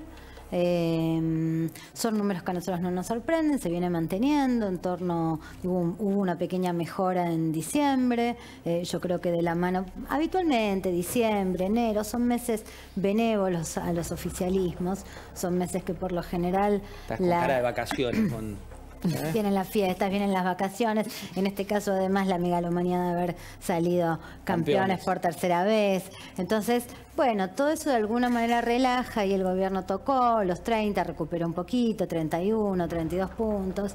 Y el último tiempo, bueno, le cuesta llegar a los 30 puntos. De todos modos, lo que nosotros estamos viendo es que a pesar de ese rechazo de la gestión, hay un segmento muy importante que rechaza la gestión del gobierno nacional y que igual en las proyecciones pareciera que se va a inclinar a votar por el Frente de Todos. A ver, Sheila, esta placa que están viendo ustedes en su casa, tal vez nos dicen, bueno, no entiendo. Tenemos ahí la evaluación de gestión del gobierno nacional, dice según voto octubre de 2019 y lo pintamos de amarillo, o votantes de Alberto Fernández y Cristina Kirchner y lo pintamos de Frente de Todos. Esto es cómo percibe cada uno de esos votantes. Exactamente, lo que vos ves es la grieta personificada, pero es más que la grieta, o sea, vos ves casi un rechazo en bloque absoluto, un rechazo total por parte del votante de Macri Pichetto, y lo que ves también al mismo tiempo es una importante fuga por parte del votante oficialista, digamos. Lo que vos ves es que un segmento aprueba, pero un segmento cada vez más importante rechaza. Ese rechazo en la elección del 21 estaba alrededor de los 30 puntos. Hoy es mucho más grande. Tenemos una placa más y después vamos a ir a uno de los informes. Tenemos mucha información de este estudio nacional que has hecho. Y acá empieza a aparecer algo que vamos a hablar con Fernando, que es los problemas nacionales. ¿Qué sentimos cuando cruzás todo el país, los 24 distritos? Mira, sin lugar a dudas te lo contaba al principio, fue lo primero que te dije, porque claramente la inflación es lo que signa la conversación, es lo que signa la época, la inflación, ¿no? Digamos, probablemente sea el principal tema de discusión en la escena electoral. Sin lugar a dudas es la principal preocupación en los estudios cualitativos. Lo primero de lo que se habla es de la dificultad para armar la mesa, para componer la canasta. De hecho, bueno, inflación se fue de alguna manera convirtió en el principal problema a costa de otras preocupaciones, a costa de la pobreza, a costa de la inseguridad, a costa de la corrupción. O sea, hay algo acá que es, bueno, es el desvelo de la sociedad. Por supuesto, ¿por qué es el desvelo? Se morfa el bolsillo, se come el bolsillo, pero también tiene un impacto fuerte sobre la política porque también se come la credibilidad de los políticos. Bueno, ahí tenés, por un lado, algo que ocurre y que es habitual en nuestro país, que es cuando empieza a preocupar la economía, la inflación, te aparece, ¿no?, la corrupción. Y me interesa, Fernando, llevarnos a nuestra economía, la economía personal, ¿no?, la economía de cada uno. ¿Cómo está su economía familiar, que es parte de esto que también estudió Sheila, que es, ¿está mal o muy mal, o está muy buena o buena? Para el 42% me parece alto, Sheila, esto. Mira, hay un pequeño recupero, sobre todo entre votantes oficialistas, de la expectativa del cómo siente su vida cotidiana. Vos pensá también que muchas veces la economía familiar se evalúa en relación con lo que hay en el entorno. Eso porque creen en masa, digamos, porque el efecto... Mira, ¿no? a ver, yo te voy a decir algo. Palabras que empezaron a aparecer en los grupos focales, sobre todo en votantes oficialistas. Reactivación. Es una palabra que empezó a aparecer. Por supuesto, el clima tiende a ser mayormente negativo, pero sí hay algo de expectativa un poquitito mayor. Vos sabés también que la opinión pública viene siempre un poco desfasada de el impacto de los problemas cotidianos, ¿no? Digamos, o sea, como si, ves la escena inflacionaria y al mismo tiempo ves la escena inflacionaria y al mismo tiempo la perspectiva de, bueno, se va a controlar, no digamos, en el votante oficialista hay una idea muy, muy fuerte de que hay alguien que maneja el timón. Mira, vamos al timón, pero el timón de Fernando Blanco Muiño con la primera placa que tiene él para contarte qué está pasando con tu economía y un dato adicional a lo que decía Gila respecto de lo que está pasando. Hoy técnicamente, digo, más allá de relato o no relato, estamos en recesión. Digo, 2 trimestres consecutivos de caída de la actividad implica que la Argentina está en una recesión que, según publicábamos hoy en La Nación esta mañana, lamentablemente la expectativa es que esa recesión se profundice. Pero Fernando, es el dato que fue el dato de la semana, 102,5% de inflación mensual de 6,6%. ¿Qué pasa con la tendencia cuando mirás esto en sintonía fina? Y la tendencia es muy preocupante porque es a la alza. Veníamos de un 6% en el mes de enero, 6.6% en febrero, es el 10% en términos porcentuales. La tendencia para marzo, que estacionalmente es un mes donde la inflación impacta de mayor modo, va a estar arriba de 7 puntos, con lo cual cerraremos un primer trimestre alrededor de 20 puntos de inflación, que para que nos demos una idea, en muchos países es la inflación acumulada de 10 años. Sí, cuando vos preguntás a colegas nuestros de América Latina o de otros países, te dicen, estamos muy preocupados, hay inflación, la inflación es de 8% anual. Y vos decís, bueno, bienvenido a la Argentina, ¿no? Porque para las empresas es muy preocupante porque no podés trasladar a los costos, por un lado, o a los precios, ¿no? Porque si tu producto no llega, y para los asalariados estoy detrás de la inflación. Es pérdida de poder adquisitivo todos los meses. Cada vez las familias van ajustando más su presupuesto familiar, van dejando de hacer cosas, va bajando la calidad de los productos que compran. Estamos viendo con mucha preocupación un tema que hemos hablado varias veces con vos, José, que es el crecimiento de la obesidad infantil, que es un efecto colateral de todo esto. Es que la economía, hay que decirlo eso también, la economía te pega en la salud, porque vos decís, bueno, consumen más harinas, pues no pueden consumir carne, no tenés productos magros, porque no te da la canasta de esas familias, y eso te pega directamente en la alimentación. La obesidad infantil ya es epidemia en nuestro país, y es un efecto de mucho tiempo de mala alimentación de nuestros chicos, y es una hipoteca para el futuro. Son chicos que van a tener mala escolaridad, mal desarrollo profesional en el futuro, aquellos que lleguen. Con lo cual, la situación yo la califico como muy preocupante, realmente muy preocupante. No hay en el corto plazo mucho para generar optimismo, realmente, porque si hasta ahora el gobierno ha tenido una agenda que nos ha depositado en el 6.6 y no cambia esa agenda, nada nos hace suponer que vamos a tener una reversión y por lo menos cambiar la tendencia. Mira, hay un buen tema de esta época que es que por suerte esta gestión kirchnerista no intervino en el INDEC. Digo, la buena noticia es que tanto Marco Labaña como el Ministerio de Economía están haciendo una gestión profesional. Sin embargo, hay algo importante, que en tus mediciones te está dando muy por encima de lo que mide el INDEC la inflación. Sí, yo diría, hasta ahora el INDEC se venía manejando con mucha más transparencia que el de la época de Moreno. Me preocupó un dato respecto del mes de enero, en donde la diferencia entre el Instituto de Estadísticas de la Ciudad de Buenos Aires y el INDEC fue por primera vez más de un punto. Venían parejos y en la Ciudad de Buenos Aires midió más que el INDEC. Yo creo que el INDEC ha empezado a utilizar los precios congelados de precios justos para llegar a este 6.6. Y te digo porque nosotros validamos en 20 municipios del conurbano y nos da por arriba del 6.6. Bueno, ahí te pueden decir que la metodología es distinta, pero es un buen termómetro también saber lo que vos estás sintiendo en este caso. Vamos a Paz. Paz, vos decías, una persona que es Sabac Montiel, que fue noticia muy fuerte, de golpe se apaga en términos de noticia. ¿Pero qué pasa por detrás? Bueno, vuelve a aparecer el propio Sabac Montiel porque en algo que no sabemos si es una estrategia defensiva o es producto de su situación de salud mental, escribe 2 cartas que hemos conocido, la última hace días nomás, la publicamos en La Nación, donde tiene pedidos ciertamente delirantes. ¿Cómo qué? Contanos. Por ejemplo, dice que él quiere que su abogado sea Diego Luciani, el fiscal que acusó a Cristina Kirchner, que sea su abogado defensor. Él tiene un defensor público. Él quiere que los jueces que lo juzguen, en este momento la causa está en una etapa de instrucción, va a pasar a juicio oral, que sean los jueces que juzgaron a Cristina Kirchner. Entonces directamente sus cartas la dirige una a Luciani y otra a estos jueces, diciéndole que recusen a la jueza y que tomen la causa. Pedidos que no tienen ningún sentido, absolutamente inviables desde lo procesal. Pero además hubo algo que despertó alarmas porque además se comunicó telefónicamente, aparentemente esto no está en la causa, pero es algo que todos hemos visto, lo pasábamos hace minutos nada más, con C5N y habló desde la cárcel. Claro, desde la cárcel sin que la jueza y el fiscal lo supieran. Él está preso, detenido, en un pabellón en una celda en la que está solo, con máxima seguridad, controlado y monitoreado, y hay cámaras a su alrededor las 24 horas.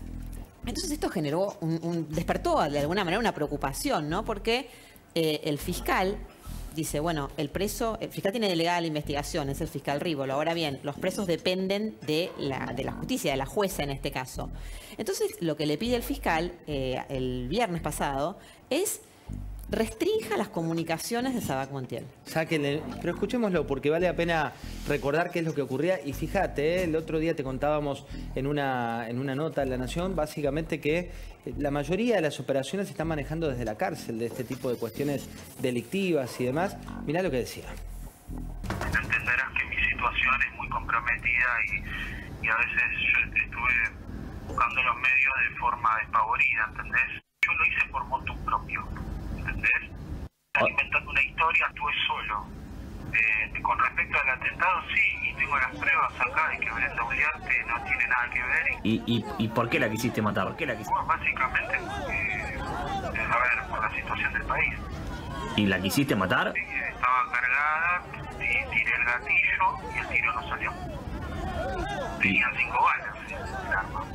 Okay. Yo, en vez de tirar el pestillo, o sea, imagínate los nervios de estar en un lugar y tirar la corredera, tiré el pestillo para atrás y cuando tiré el gatillo no salió tiro. Porque entre tanto tumulto y tanta gente estaba nervioso. ¿Te arrepentís de haber hecho eso? No. Una gravedad tremenda. Sí, en este caso lo que pide el fiscal es que le restrinjan las comunicaciones a sus abogados defensores, a su abogado defensor, con quien no habla desde el año pasado, ese es otro problema, y a las visitas vinculadas con sus allegados y familiares, no para evitar que él cometa delitos desde la cárcel, sino por un tema de seguridad, porque lo que dice es, lo tenemos bajo todos esos controles y habla libremente desde un teléfono que tiene él a su disposición. ¿Es esto posible?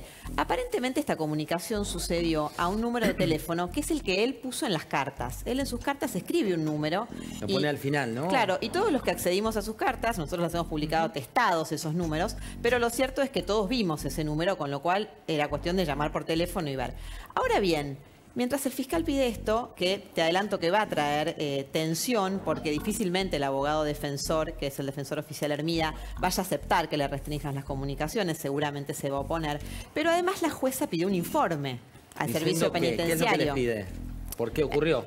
Claro, lo que quiere saber la jueza es cómo son las condiciones de detención. Y ese informe ya llegó. Yo accedí a ese informe, lo tenemos acá. El informe básicamente es un informe de cuatro párrafos, muy breve. Y lo que dice, entre otras cosas, es que está parando en un pabellón del servicio psiquiátrico para varones, que tiene una habitación monitoreada, todas estas cosas que yo te contaba. Y dice que tiene acceso a un teléfono fijo para llamadas entrantes y salientes. Este número que él puso en su carta es un teléfono celular. A mí me dicen que es oficial. Bueno, lo cierto es que la jueza está pidiendo que se amplíe la información sobre las condiciones de la detención de Sabac Montiel. Es una causa en la que hay mucha tensión. Hay tensión entre la jueza y el fiscal. El fiscal lleva la investigación. Está la querella de Cristina Kirchner presionando también fuerte, o por lo menos buscando que se sigan líneas que, según ellos, no están lo suficientemente exploradas. La Cámara Federal pidió que se elevara cuanto antes. Es una causa que está caliente. Más allá de esto que estamos viendo, de las apariciones públicas de Sabac Montiel extrañas. Está muy caliente la causa en particular. Están pasando muchas cosas bajo la superficie, las vamos a ir siguiendo. En un rato nos vas a contar de la causa de vialidad, ¿no? Y un poco de qué está pasando con Cristina, cuáles son las inconsistencias, cuáles no, qué puede pasar con el tema de proscripción, digo, que hoy está esta lucha por volver. Cuando quieras. Hernán Reyes tiene información, te decíamos hace un rato, de cuestiones que están pasando con un doble mostrador. Un doble mostrador, cuando entra el cariz de denuncia, vale la pena destacarlo. Hernán, contanos los detalles de lo que detectaron. Nosotros detectamos que desde el Ministerio de Economía de Desarrollo Humano de la Nación transfirieron al Movimiento Evita cerca de 4.000 millones de pesos en convenios del Potenciar Trabajo. Específicamente hay 2.000 millones de pesos que fueron a la Federación Evita. Ahí está el número, mirá, 3,6 millones, en este caso fueron los convenios firmados por el Potenciar Trabajo y 237 millones los convenios firmados por el INAE por un total de un número 3.800 millones a diciembre del 21. ¿Y por qué están los del INAES? Porque el presidente del INAES es Alexander Roig, también del Movimiento Evita. Entonces, ocupan la posición en el Ministerio de Desarrollo Humano, ocupan la posición en el INAES y ocupan todas las posiciones de fiscalización y control sobre esos convenios. ¿Qué son esos convenios? Transferencia directa de plata en carácter de crédito, de subsidios, de capacitación, de capital de trabajo, que no van a las personas, van a los dirigentes de las cooperativas.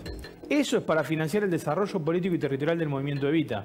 Estamos hablando de sumas multimillonarias que no han rendido y a las cuales nosotros no pudimos acceder porque nos han negado el acceso a los convenios. ¿Quién es el Movimiento Evita? El Movimiento Evita es un movimiento político que empezó desde la Federación Cooperativa, que hoy construyó un partido, el Partido de los Comunes, y ayer lo lanzaban en la provincia de Buenos Aires, y que han utilizado la política social de una visión sobre la contención de la pobreza en la Argentina en beneficio propio.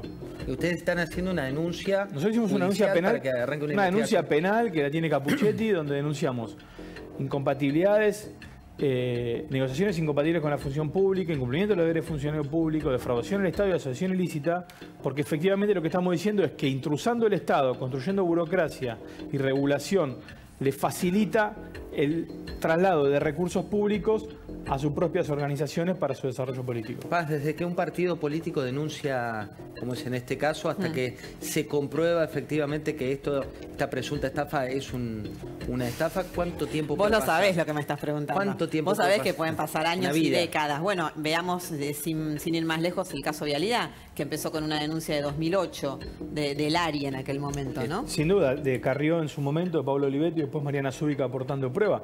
Ahora, el dato es, el Ministerio Tolosa Paz puede poner la información mañana arriba de la mesa. Yo te quiero decir algo, más allá de la denuncia penal, nosotros presentamos un acceso a la información pública. Se nos negó, fuimos con un amparo a la justicia, ganamos en primera instancia porque queremos ver esos convenios. Tarde o temprano apelaron. se tiene que abrir. Lo central es poner arriba de la mesa, José, el uso que están haciendo de las personas. No, y sobre todo de cara a una elección tan complicada como puede ser esta, porque puede haber mucha manipulación, hay mucha gente con necesidades y demás. Pero mira, te voy a decir la hora que es, exactamente casi 23:40. Tenemos mucha más información de acá hasta la medianoche, pero necesitamos un recreo, un respiro. Le voy a pedir a Fabián Gijón, que es nuestro productor. Hay una Argentina que no entendemos. ¿Vos la entendés, Sheila? Porque vos la analizás, metés encuestas. Bueno, sos muy optimista. No, o tratás de entenderla. Nosotros con Paz tratamos de entenderla desde la investigación, desde las charlas, de las fuentes, pero hay alguien, Joaquín Garau, que trata de entender lo inentendible y nos da un respiro de 2 minutos. Mirá. Que lo cumpla la guerra contra la inflación. Que lo cumpla, feliz. Neuquén, el Poder Judicial le tomó juramento a un perro. ¿Qué? Me emociona. Usted por la práctica de clarientes de psiquiatría y psicología forense. Che, ¿y nadie piensa en los gatos? No soy yo. Ah, el intendente operó un gato. Tiene un paciente. Tiene un paciente. Che, pero ella es una provincia o una veterinaria. Ay, la coparticipación. La Rioja, el gobernador Quintero insultó a una docente que lo increpó por los bajos salarios. Estamos cansados de ganar miseria. Quintela, me suena. Ah, era el que había pedido que abren los cabarets. Le mandamos un saludo, ojalá se le haya cumplido. Vamos con otra noticia para volver a tener fe en la humanidad. ¿Qué tenés tres qué? Es agente penitenciaria y se comprometió con un preso, lo conocí por Facebook. No sabía que dentro de la cárcel había tan buena señal. Filmaron una rata en un hospital de Merlo. No la dejen ir, que quizás esta noche no hay que comer, muchachos. La aduana secuestró 500 vinilos de Vilma Palma y vampiros. 500 vinilos de Vilma Palma y vampiros. ¿Iban en auto rojo? Pará, tengo otro. Dale, pelado, no pares de contrabandear. Es como un chiste estúpido. Sí. Ferraresi, Massa asumió un día antes de que nos vayamos en helicóptero. ¿Por qué lo dice tan brusco? Avellaneda, el movimiento Evita repartió heladeras. Uy, a mí no me tocó nada. Los voto ustedes, está buenísima. Villa Madero, por la inseguridad, se fueron a dormir a la puerta de la comisaría. Y además tienen aire acondicionado, te digo, dan ganas de ir en carro. ¿Qué tenía que hacer yo? ¿Argentina entenderías? Vamos, te la hago tipo Lali. Argentina, no lo entenderías. Argentina, no lo entenderías. O sea, va a sonar re mal y no quiero ser mala onda, pero o sea, horrible. Hasta Lali, dijo Argentina, no la entenderías. Pero lo que sí entendemos es tu situación económica. Y Sheila, vos me diste por un lado la expectativa que tienen los argentinos respecto de su economía. ¿Cómo es? 2 de cada 3 argentinos expectativas negativas. Básicamente, digamos, si dividimos la Argentina en 3 tercios, solo 1/3 manifiesta algo de optimismo respecto del futuro. Yo te diría es la tónica que reina hoy en la Argentina. Incluso, mira, ahí lo tenés, 34,5 de eso es lo que decís, que es el costado por ahí optimista. Es el costado, te diría, optimista, pero incluso es más bajo que la percepción respecto de cómo está su situación personal. O sea que lo que domina en relación con el futuro es una escena de fuerte pesimismo. Bueno, ya lo sabemos, ¿no? De incertidumbre, te diría incluso de desorientación vinculado a la dificultad para trazar rumbo. Entonces, hay una situación que en lo económico claramente es difícil, que... A ver, esto que yo te contaba, que digo, cuando uno trabaja analizando estudios cuantitativos, estudios cualitativos, vos lo que podés empezar a hacer es empezar a ponerle palabras, ¿no? Digamos, o sea, cómo se procesa esto que es esta dificultad cotidiana y que ciertamente tiene que ver con la inflación. Bueno, ahí tenés, la mitad de los argentinos tiene deudas. Este porcentaje, si lo medías en otra época, ¿en cuánto estaba? Digo, porque a veces viste que los porcentajes está bueno ponerlos en cierta referencia. Está bueno lo que preguntás y está bueno evaluar un poco cómo son la evolución de esa escena de endeudamiento. Por supuesto es un relevamiento que tiene que ver con, cuando nosotros a veces preguntamos si está más endeudado o menos endeudado que en otro momento, hoy lo que aparece es que están efectivamente más endeudados que en otro momento. De todos modos, la percepción sobre el endeudamiento también en los últimos meses viene un poco a la baja. O sea, esto también, ¿viste? O sea, esto que yo te contaba respecto de algunos indicadores económicos en los relevamientos de opinión pública que no parecieran acompañar los datos dramáticos de inflación, ¿no? Digamos ese 6,6. Esa aparición sobre todo en un segmento de la población, y te insisto que está concentrado en votantes oficialistas. O sea, el optimismo. Ese dato, mira, deja un minuto de esa placa que quiero compartirle a Fernando y una humilde recomendación para ustedes. Nunca, pero nunca se endeuden con la tarjeta de crédito porque es el principio del fin de tus finanzas personales. Fernando, ¿hay peor prestamista que una tarjeta de crédito para alguien que quiere gastar un poquito de más? Las mutuales que te descuentan por código de descuento, eso tienen tasas más altas. Pero la tarjeta de crédito es como decís vos. Si hay una decisión para tratar de mantener las economías familiares sanas, hay que tomar es no hacer el pago mínimo y financiarse con la tarjeta. Igual el porcentaje que estábamos viendo recién, lo que marca, por lo menos cruzándolo con la información que tenemos nosotros, es que mucho del consumo que se hace para comprar alimentos se está pagando con tarjeta en cuotas. Sí, es así, lo vemos en nuestros estudios también. O sea, empieza a aparecer esta idea de la tarjeta que tradicionalmente se usaba para comprar, no sé, bienes por ahí un poco más, se usa para cubrir la canasta cotidiana, ¿no? Los escucho y realmente me preocupa porque si hay algo que perjudica al consumidor en este caso es endeudarte con tarjeta. Si algún amigo te puede prestar, si tenés otro plan mejor porque la termina pagando el consumidor. Vamos a ir a un breve corte, pero cuando vengamos del corte vas a tener la tapa de La Nación de mañana y vas a tener todos los detalles sobre qué está pasando en la causa de vialidad, pero sobre todo, Cristina, ¿puede ser proscripta? ¿No puede ser proscripta? Y además, algunos de los anuncios de esta semana del ministro de Economía. Ya venimos.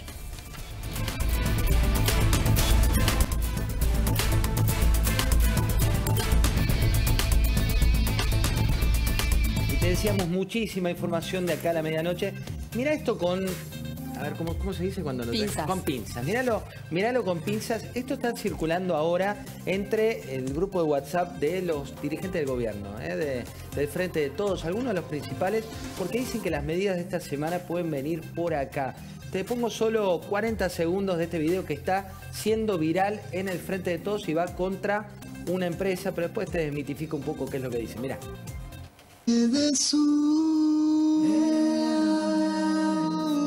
Subiste la tarifa y me cortaste la luz. Volví a llamar a los de Edesur. No tengo internet y se me pudre el yogur. Con cada boleta un boludo me siento. Un 3000% cobraste de aumento. Edesur, me subís la tarifa y me cortaste la luz.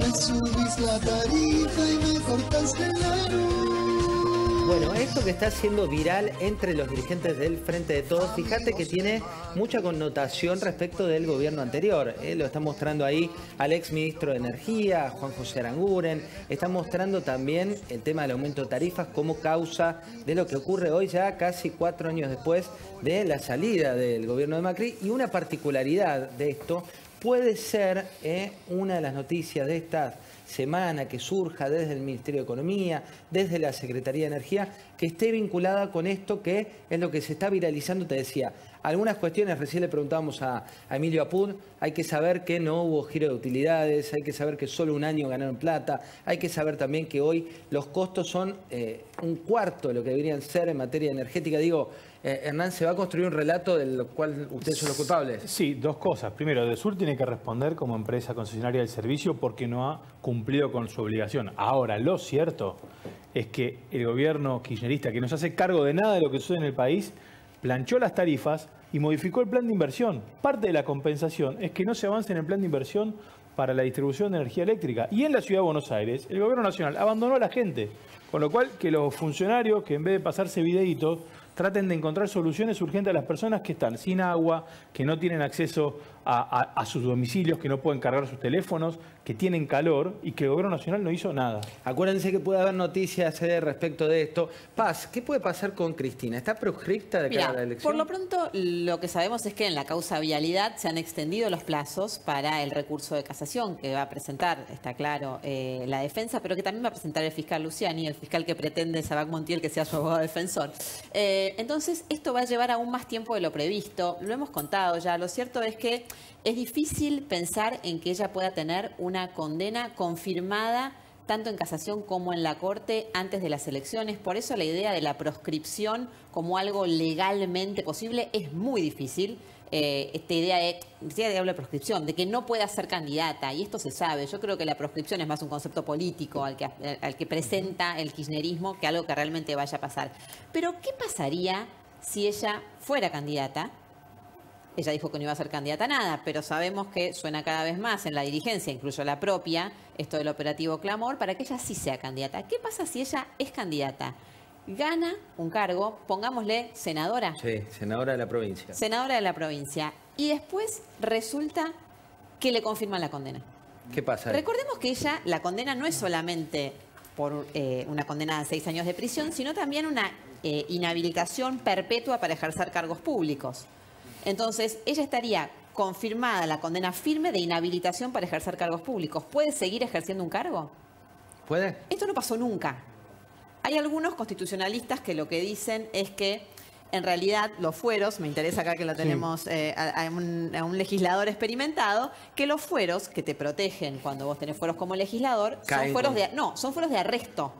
Okay. Entonces lo que te impiden es que te arresten. Ahora, de inhabilitación también, ¿qué pasa con estos fueros?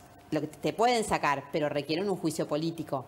Entonces, para sacar a Cristina Kirchner, lo que haría falta es un juicio político. Una de las causales del juicio político es cometer delitos. Ahora, la inhabilitación es el tema. Yo creo que de todas maneras lo que va a terminar pasando, supongo que estaremos de acuerdo, es que va a requerir de todos modos, sin duda, desde la política, que haya una vez que Cristina... Suponiendo que todo esto pase, ¿no? Estamos hablando de hipótesis. Se confirma la condena y Cristina ya es senadora, requiere que el Poder Legislativo se pronuncie sobre un miembro de su cuerpo.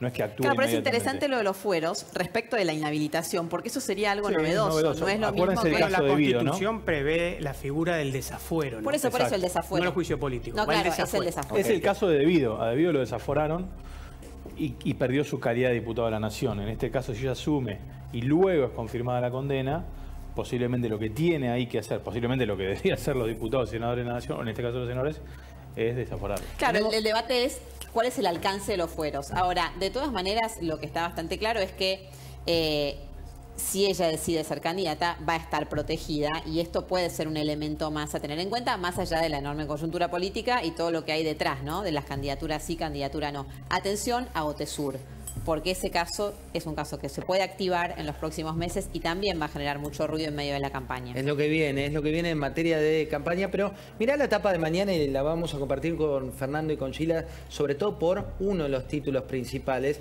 Te voy a compartir el título principal de la agenda de mañana de La Nación, que tiene que ver con que, la podemos mostrar, sí. La Corte deja fuera de la agenda del año los fallos de alto impacto político, quiere evitar que afecte la disputa electoral, no tratará la coparticipación porteña. El gobierno estudia intervenir por áreas, ahí está, ahí está, sumá lo que te mostramos del video recién. Sumá lo que te contamos que venía en economía, pone esta nota de Mariano Confalonieri que dice: el gobierno estudia intervenir por áreas a Edesur. Según economía, no es viable sacarle la concesión ni estatizarla, pero prepárate porque ese anuncio es lo que va a pasar. Un futuro inquietante, seguramente a Paz le duele este focal, porque habla de Boca, sí, a la deriva, pero para vos, ¿quién debería haber... Una noticia histórica en el día de hoy, porque Gimnasia ganó el Clásico, le ganamos a Estudiantes, merecíamos ese focal, no sé quién está. Hoy hablando con el vocero, un vocero del expresidente, me decía, estoy viendo atento al Clásico. Le digo, ¿un clásico de pocos? Sí, era tu Clásico, que ganó quién. ¿Qué de pocos? ¿Qué quiere decir eso? De pocos hinchas. Amplio triunfo de Juntos por el Cambio en la falda, Juntos por el Cambio. Tiene la foto política de la semana. Y fíjate arriba, te mostramos los destacados más arriba de la tapa, donde... Ahí tenés, sí está, ¿no? Ahí está Gimnasia, debería ¿no? Estar, a ver. Lágrimas en... No está. No está Gimnasia. Todos miran la política, habló la economía, un poco lo que nos decía Fernando. Carreras de grado más cortas, un debate que crece. Y esto también es un horror, Lágrimas en París, a un año del crimen del ex rugbyer. ¿Te acordás lo que ocurrió con Federico Martín Aramburu? El mensaje de su madre que dice: todos los extremismos son un horror. Que el gobierno estudie intervenir por áreas Edesur, ¿qué significa, Fernando? Que no saben qué hacer con Edesur, una opción. Que están preparando a la empresa para quedársela a algunos otros amigos, como pasó con Edenor, probablemente, ¿no? Bajarle el precio de tal modo que hagan la misma operación que con Edenor. El actual dueño de Sur se quiere ir de la Argentina, es Enel. Contemos ese grupo Enel, Mauricio Besequieri, que es el presidente, dio una entrevista a La Nación donde contaba esta cuestión, y también hay que decirlo, el tema de los juicios penales en este caso son más una tarea innecesaria para la justicia porque no llegan a ningún puerto cuando tenés las cosas en orden. Y hablando de eso, Gila, un dato que me interesa, no lo tenés en tu última encuesta, pero seguramente lo mediste. A los argentinos les molesta el déficit, pero por otro lado, cuando les preguntás por empresas estatales, ¿sigue siendo una percepción positiva? Mira, claramente hay un cambio de ciclo en relación con lo que pasó en el 2015, digamos, en el cambio de gobierno del segundo gobierno de Cristina, del primer gobierno al gobierno de Juntos por el Cambio. Claramente, digo, si vos comparás qué pasaba ahí, qué pasa hoy, hay un cambio de ciclo. En ese momento, una serie de políticas de corte kirchnerista tenían el acompañamiento incluso de votantes opositores. Eso hoy no está pasando, y en el caso, por ejemplo, de empresas como Aerolíneas Argentinas, son empresas muy cuestionadas, donde bueno, el hecho de que permanezca en manos del Estado tiene una posición minoritaria, digamos. Así que te diría cambio de época, ¿no? recién cuando entrevistabas a Pichetto decía cambio de ciclo. Bueno, Efectivamente, cambio de ciclo en las ideas. Para irnos teníamos que darle la bienvenida a Paz. Ustedes me dan esta licencia, ¿no? Esta licencia había que dársela. A ver si conoces esta hinchada, Paz. Mirá, a ver si la conoces. A ver. Muy bien. ¿Del otro lado? Allá, lejos, allá, sí, justo enfrente. Entonces, noticia histórica, ¿por qué? Porque ganamos el clásico y ahora empieza una nueva racha, porque ahora hace 5 clásicos que Estudiantes no puede ganarle a Gimnasia. Esa es una periodista templada, es siempre profesional, pero con el fútbol la sacamos y te dio su sesgo de confirmación. Bueno, muchas gracias por haber venido. Gracias a ustedes por haber estado del otro lado. Un placer compartir estas 2 horas desde La Nación Más. Nos reencontramos el viernes, en mi caso, en Más Nación Viernes.